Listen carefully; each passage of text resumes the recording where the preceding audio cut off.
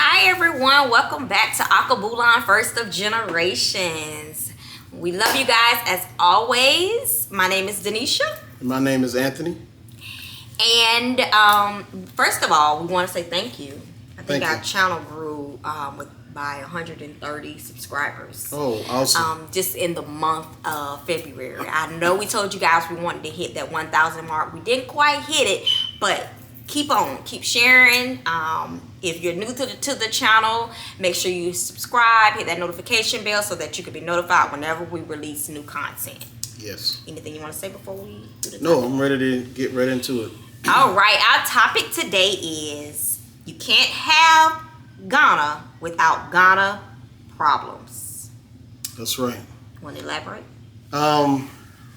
Well, just as some of the people that are moving from abroad, moving into the U.S., I know that it has been preached to people that this is the land of milk and honey, and I can understand why, especially if you're coming from an undeveloped country, and then you come into the U.S. and you notice that 95% of the U.S. is developed, even in our rural areas. And when you see that, if you see that on social media, you see that on TV, just by word of mouth, the U.S. has been known to be the land of milk and honey. But we also have problems as well here in the U.S. And especially we all, let me put it this way, whether you're from India, China, Russia, Europe, the islands, the Caribbean islands, wherever you're from, if you reside in America, you have American problems as well. Now, being black we have a unique set of issues and problems on top of just being a black American, right? We have issues and problems that we deal with outside of all the other problems that we deal with. So we're going to get ready to get into this and try to, uncover some truths that we all definitely got to take to mind, take to heart when you're moving abroad or when you're moving from abroad into the U.S., because the U.S. certainly and definitely have a lot of issues. Yes. And the U.S. have issues that may not be in other countries. So just take that in mind when you're moving abroad, that everywhere has its own set of issues and problems and challenges, right? That's it. That's right. Well, all right, here we go. The benefits of Ghana, of having Ghana, should I say. Yeah. One of the benefits would be cost of living for Americans. And I put it that way because our cost of living over here is on a totally different plight than the cost of living in Ghana. I would say so.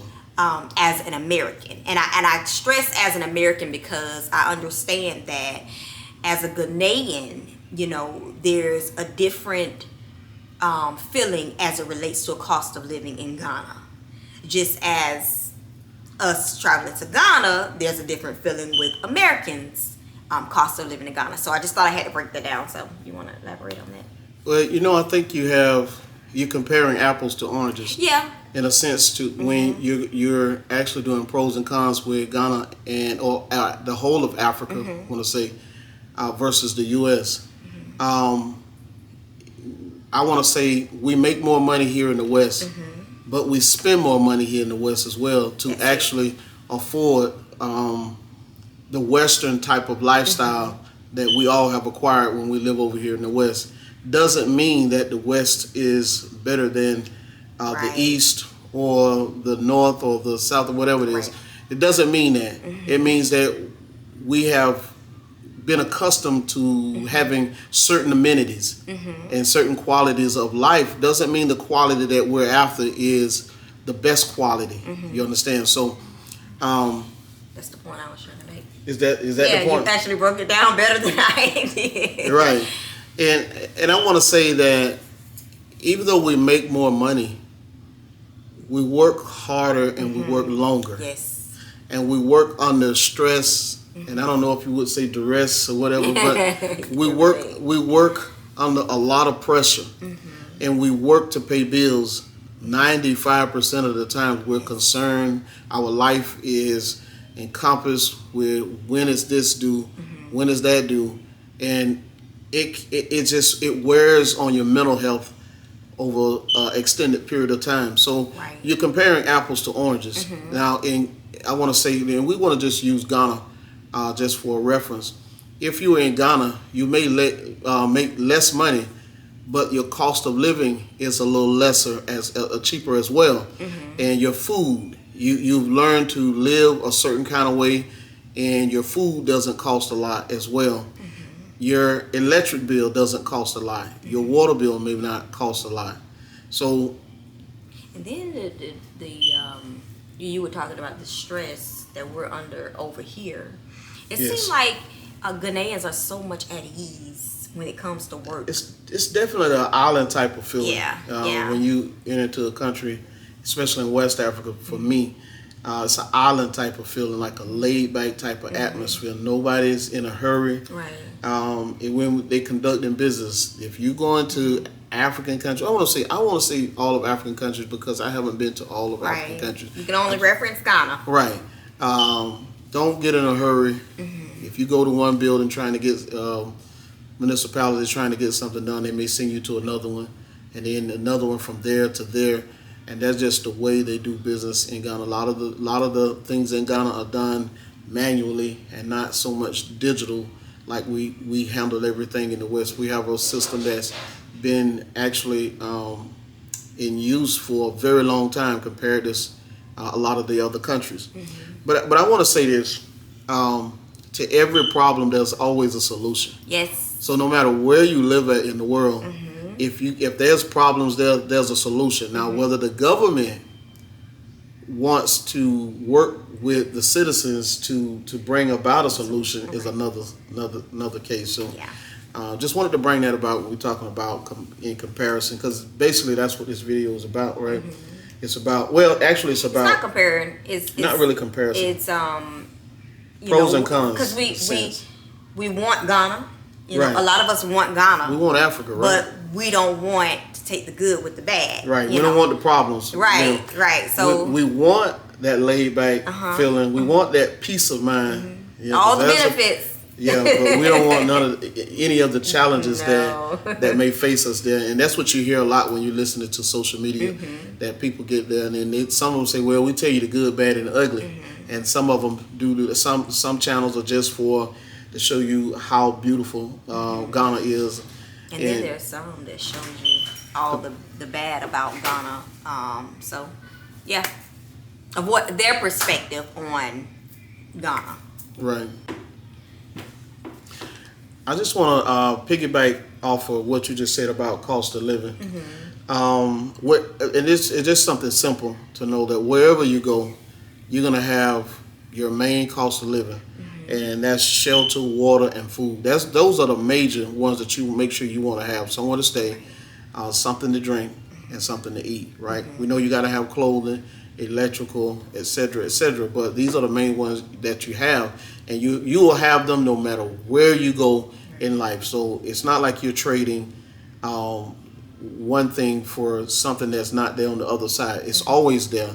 It's just that it all depends on how you prepare yourself, right? So we can move forward. All right. So the next benefit is building advantages. What I mean by that is building a home, building a business. There's so many advantages on the continent, preferably Ghana, because that's what we're talking about right now. I mean, the cost is so, for us, is least expensive. Depending on what you want to build, you can build whatever you want. It seems like it's endless, right? Oh, you can. So you're like it. Yeah, absolutely. Everything is there. Just the money has to be there for it. But yeah, it's nothing. Yeah, I'll say that. Let me say this. Okay. Excuse me. Whenever you're building, no matter where you're building at, you're gonna have labor, land, and materials. That's all of your building expense. But in America, labor is, I think, a little bit above 20% of your costs. And labor is very high in the U.S. For hiring subcontractors and contractors alone. It's very high.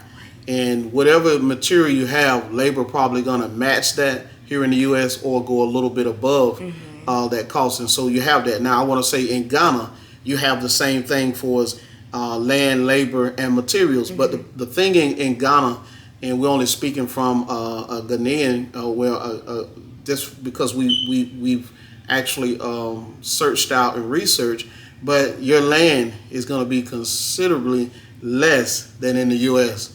You know, you may, like right here in Jacksonville, I think that probably less than half of an acre, you're going to pay about $35,000 for less than half of an acre, right? Less than less than half of an acre. You'll pay probably about 30 to 35. Now, a lot can cost you a lot of money here in Jacksonville, Florida. It can cost you a lot of money here in Jacksonville, Florida, where we are. So in Ghana, you can actually buy a lot for anywhere from around 500 US, and of course it goes all the way up just depending on where you are in Ghana. You go to Accra, you go into the capital city, the downtown areas and stuff like that, where it's the Osu area. You can pay $1 million plus for a lot because there's no more land really inside of the business district and the areas where most people want to build. You know, the ritzy area, you can go all the way up to $1 million. So, but if you prefer to live outward like most diasporans want, they want land, they don't want the hustle and bustle. That's what we're getting away from, right? You can find a lot for 500 US all the way up to probably maybe 1,500 US. Yeah, $1,500 US. You can find a lot. So think about that. Remember we talked about labor, land, and materials. If you had to pay anywhere from $700 to $1,500 US for land, you can do that almost in a paycheck, right? Depending on what type of profession you're in and what type of money you make. And then now we talk about labor. Your labor cost is considerably less, way less. And that's why you see a lot of African Americans that are going to Ghana, because they can build and they can have the tradesmen. The tradesmen are just as good in Ghana, if not better. Yeah. Right? And they build with cement a lot. So the houses are stronger. They are very strong houses, right? They're very strong houses. So now you have land that's cheap, and then you have labor that's cheap. Now, material. Material is just as expensive in Ghana, if not more. Being that they build with a lot of cement, concrete, you have to have a lot of what we call over here rebar. They call over there iron rods. Well, they cost more over there because they don't have the milling, the steel mills like we have. We have them all over the place, or we used to anyway. But we still can process it faster and cheaper here. Over there, it is sky high. So, but if you had to make a decision building in the U.S. where everything is inflated, hyperinflated, and building in Ghana, which they do, it's hyperinflated in Ghana. But if you're using U.S. dollars, your U.S. dollars will go a long ways in Ghana versus the U.S. Hands down. There's no ifs and buts about it. So the house that you want in the U.S. that it'll cost you $500,000 or $1 million, you can build that in Ghana for a quarter of the price, maybe $250,000. You can build the same house, if not bigger, for $250,000 U.S. versus $1 million here in the U.S. So just wanted to make sure I cover all of that. You did. You did awesome in covering it. And I just want to just say this because I think sometimes, we kind of get, some comments on different videos. Oh, wow. And it almost seems as though, the comments that we get, those particular people have not watched our previous videos, or they're not watching the entire videos to know that we speak out of experience, and then we speak out of research as well. But definitely this topic right here, we're speaking out of experience. So it's nothing that we've heard. It's something that we've actually experienced to be able to say this. Yes. The next benefit is healthy foods. We definitely speak out of experience for this one as well.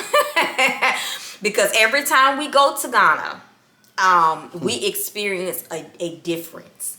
Not to say that over here, you know, we can't live a somewhat healthy lifestyle, but it's so much stuff that's not really what it seemed to be over here. You have to do your best. Right. So, in Ghana, what you eat, what you pick to eat is what you're actually eating. You say you want a pineapple, you're getting a pineapple that was grown in someone's garden without all the pesticides and things of that nature. And then everything tastes so authentic. Like even with the pineapple, we've experienced to where over here the pineapple is very acidic. Over there, you don't even taste. I mean, you can eat pineapples all day long. Your tongue isn't burning. None of that stuff. I mean, the foods are so different.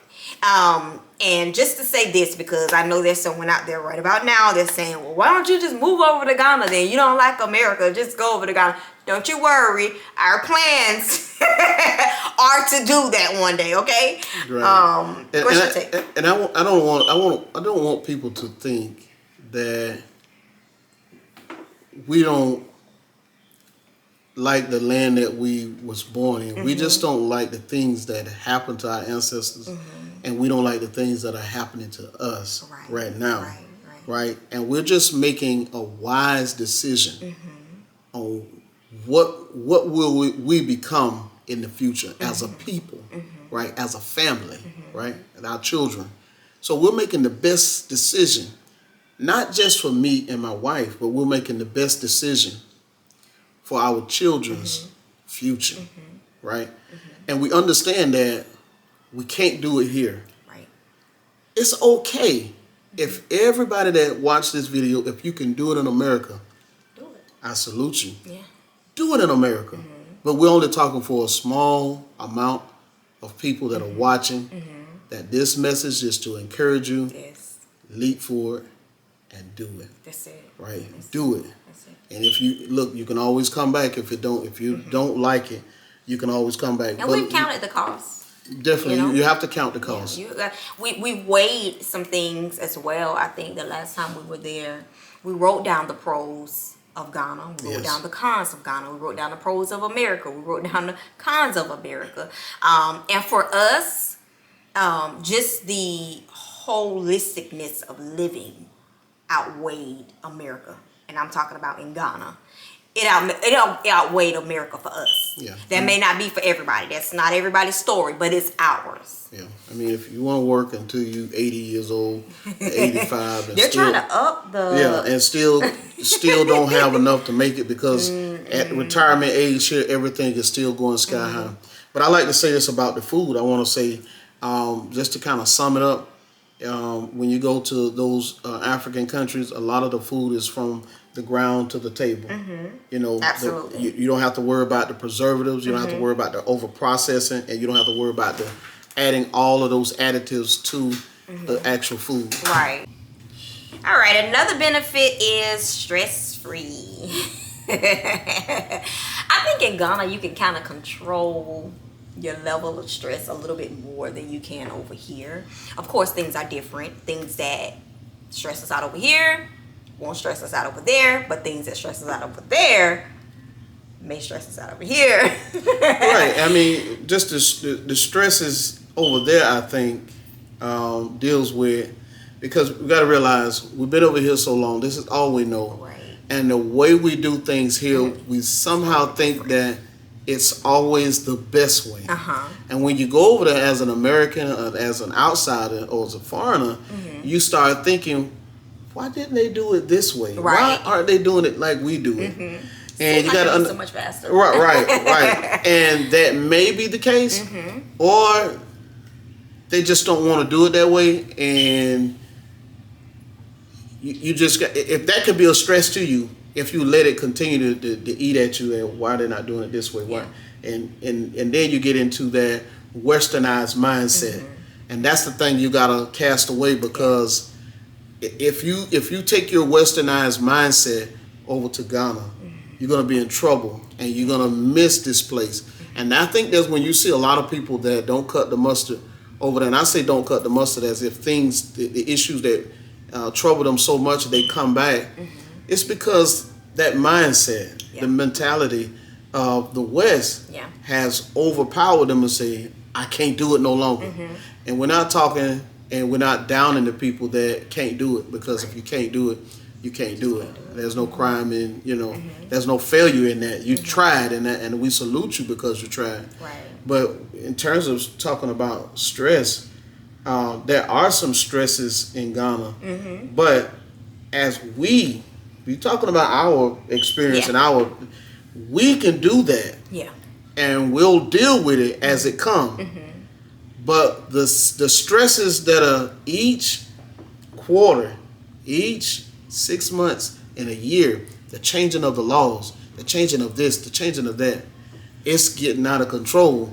And I'd rather just go to, if this place is if the U.S. is gonna end up as a third world country, we might as well just go to a third world country and live peacefully, and just do and just do whatever we got to do.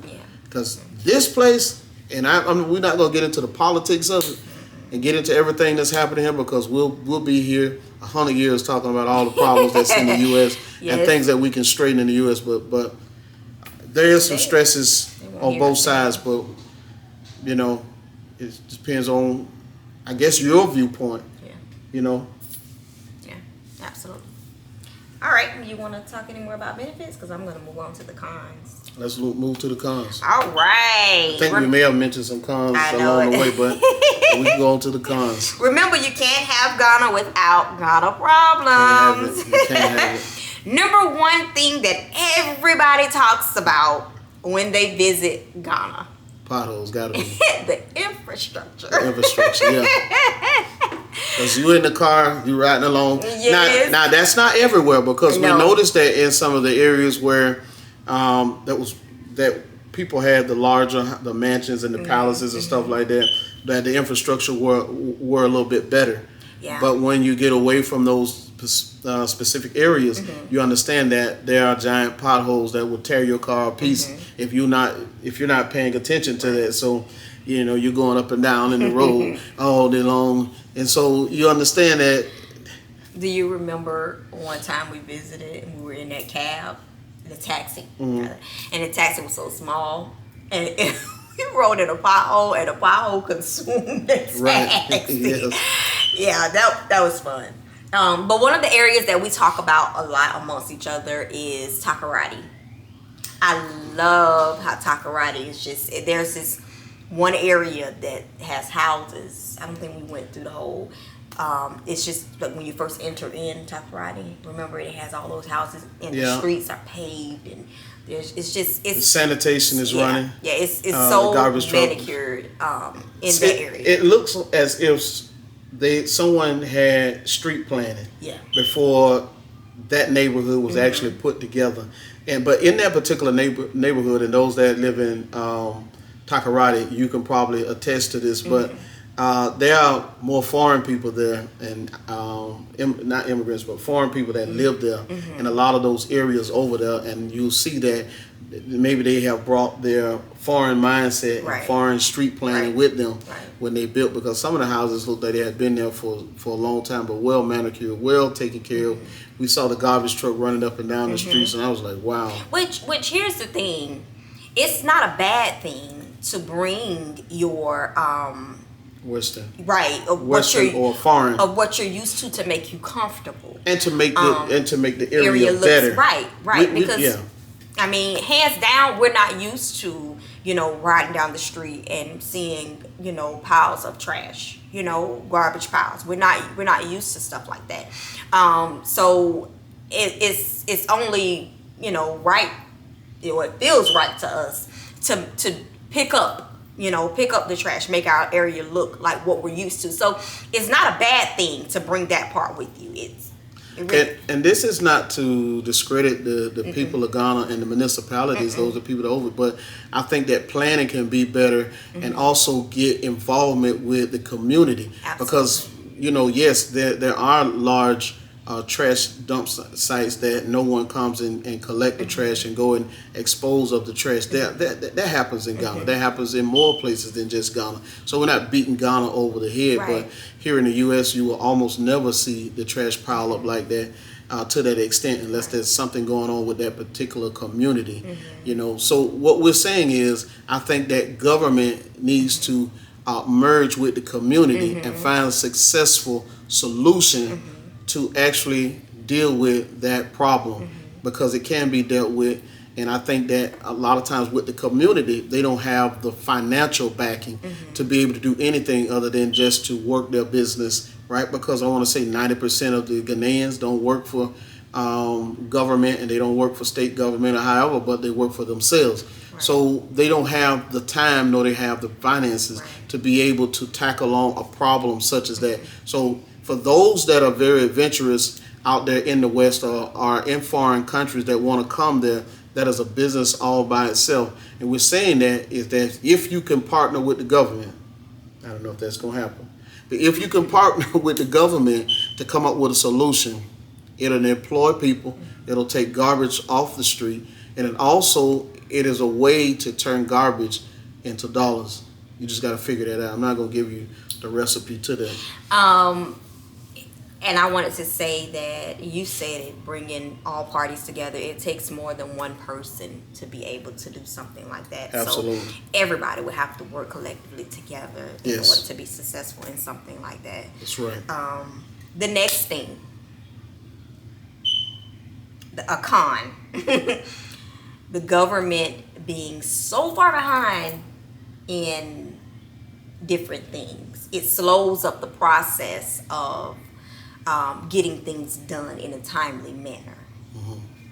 I know we can't really do anything about the government because they do what they want to do when they want to do it, and that's on any continent, any country, state, whatever. The government does what the government wants to do. Right. My point to that is that I always model Rwanda because I saw the condition where Rwanda went from an out of control country, a country with war, civil war against one tribe against another tribe. And I saw all of the bloodshed and the hundreds of thousands of people that died, right? And I seen this general that sprang out of nowhere along with his comrades take control of the country, has been a president in the country of Rwanda for a very long time, and that's Paul Kagame. And I salute him today because what I see he has transformed Rwanda into. And it is now one of, if not the cleanest countries on the whole planet. And I hope one day I can visit it to see it with my own eyes and to spend time there. And hopefully Ghana, with the right president, with the right cabinet, that they can model this to make Ghana a great country, because Ghana is already great. Right. It has the footprints, it has the pillars, the foundation to be great. It just need a leader. Not talking about this leader that he's a bad leader. He has done a lot of great things that I like. Dear to my heart that he's passing some bills and some laws to make it better. But I'm saying that his focus may not be on sanitation. So we need a president to come in and to focus on sanitation and the roadways, and I guarantee you Ghana will be transformed. Now, in applauding Rwanda, we're not saying that we, wish we were there. We love Ghana, What he's saying is, Ghana will be more inviting to more people if you know, Yes. if there were changes made. Yes, and with our, I guess, trying to balance where we want it to be, Ghana has still, it has a pull on us, and so Yeah. don't get us wrong. We plan on visiting all the African countries if God give us the health, and the strength, resources. and the resources to do it. Yeah. But right now we have to kind of like set our home focus on one place, and Ghana is easy transition for us. There's already boots on the ground, 30, 40 plus years as African Americans been living there. So, and they have a community there. When I say a community, not just a neighborhood, but they have a community of people already there. So the wheel don't need to be reinvented. It's already invented there. And so we just get in and plug in and do what we need to do, right? That's it. What else you got? All right, another con. Work habits. We've experienced it. And I think it's because one thing is we found that Ghanaians are laid back, Yeah. They don't work how we work, because we have bills that do like this. Their bills don't do like this. Right. So I think that's a thing. So it's, we're gonna work, we're gonna pay this, we're gonna rest, we're gonna go when we wanna go. We're gonna go and make money to eat, and then a lot of things, a lot too is, a lot of us over here didn't inherit, property, like houses and stuff. A lot of them inherited, Yes. houses. Right. So that's a bill they don't have to worry about. But and that contributes to the work habits as well. I wanna say this to piggyback on her, but not so much to go down the same path that she's talking about. She's not saying that Ghanaians are lazy. No, not at all. Because I want to tell you something. When I see when I see the Ghanaian people work on construction site, and not just construction site, I see the hawkers, the ladies selling the produce and selling all different things through the marketplace. Hey, these people are hard-working people. Yes. Hard-working people. Yes. So we know where we got it from when we came over here and built America, right? Right? Because over here, it's the stereotype too is that black people, that's us African Americans, are lazy people, and that's a lie. And we were told that about Africans. You're right. That they were lazy, and when we got over there, We the first thing we said was, "That's not true." We was like, wow, these people are some hardworking people. Yeah. And they make hard work look easy. You hear what I'm saying? Yeah.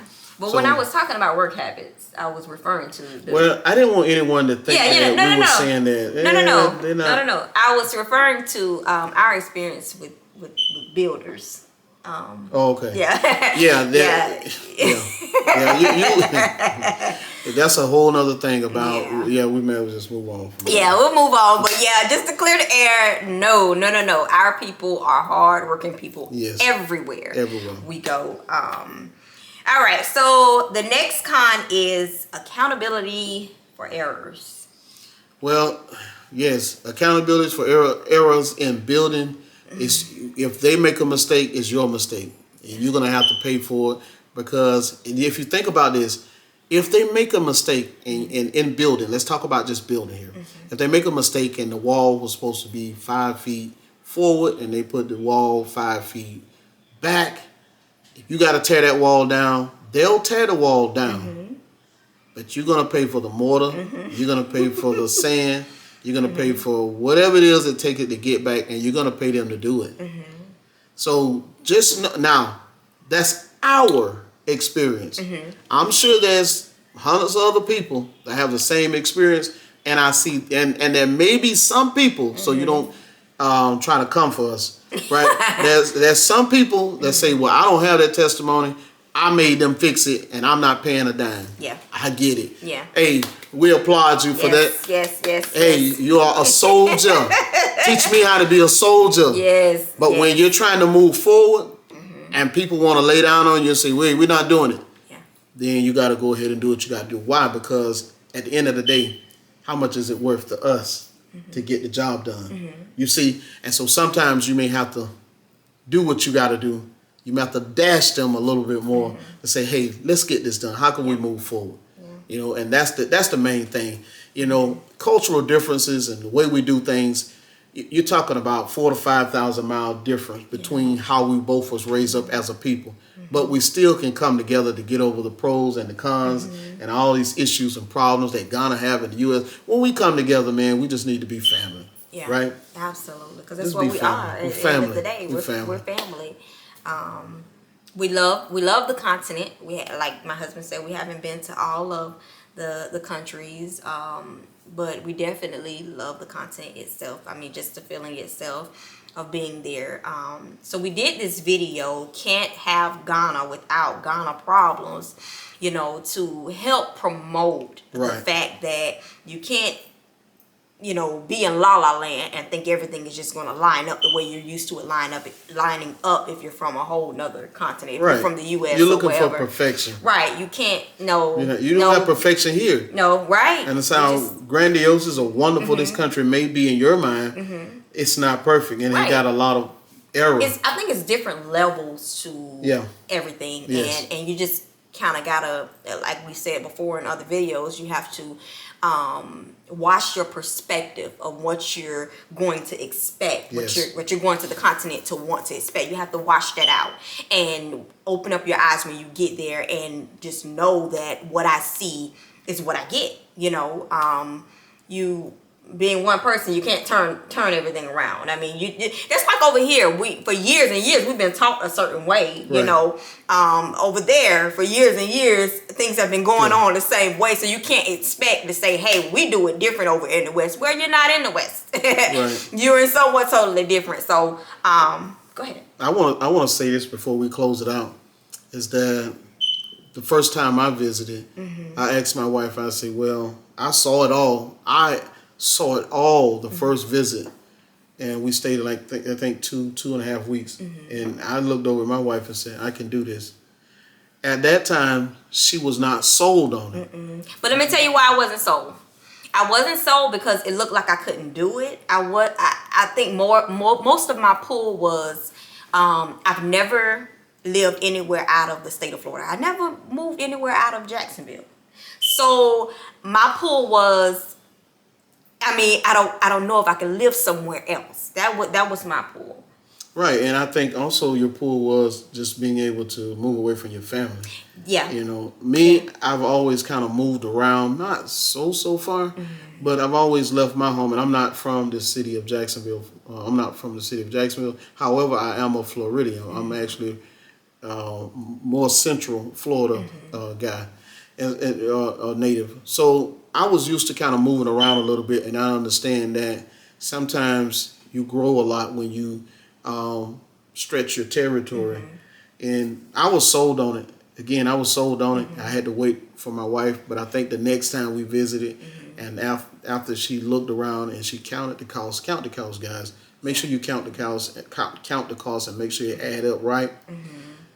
And get, you know, husband and wife have to be on one accord. One can't want it and the other one don't, because you're gonna have a divorce happening. Right. But we're here now. We're here now, and I didn't force her either way. I gave her what my heart was feeling and what my mind was thinking, and she knew it, and I left it right there. Yeah. And after a while, she wanted to come again the next season. Right. Well, actually, I was making plans to go back before he was making plans to go back. Right.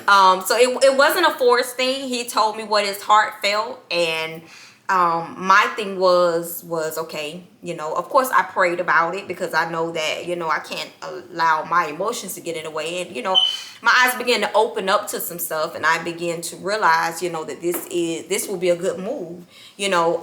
So I mean, it was, like he said, he brought it to me, he left it there, and it was up to me on what I wanted to do. He even made the statement, he said, if it's something that you think you can't do, then we don't have to do it. Right. I didn't know I was going to turn around. Right. Because the way I was feeling is that I was just tired. And when you're tired, and I thank God that I got tired early, you know, and I'm saying tired of just spinning wheels and really not going anywhere. And I thought about my children, would they have to live the same type of life? Now watch this. We live in a different society. My kids live in a different society than what I lived in, what I grew up around. And I see how it has fallen. Yes, it's And totally I thought about my children. Will I leave them here in this? And so I prayed about it as well. Yeah. And That's where we at. we're here now. All right, guys, we're gonna close out. You done? I'm done. All right, we're gonna close out. Remember, you can't have Ghana without Ghana problems. Hey, we're trying to get to that 1,000 mark in subscribers by the end of March. Come on, guys, you guys have been doing great. Remember, if you're new to the channel, go and subscribe. And we're done. Also, give us a thumbs up. Yeah. And hit the notification bell too. Next time you know when we're posting, that you'll be able to get the content that we're putting out. Now, I know that we have been just giving you our advice and opinions and experience, but we're gonna start bringing back some of the building building videos as well real soon. Right. So, guys, don't forget us. All right. We'll see you soon. Bye. Bye-bye.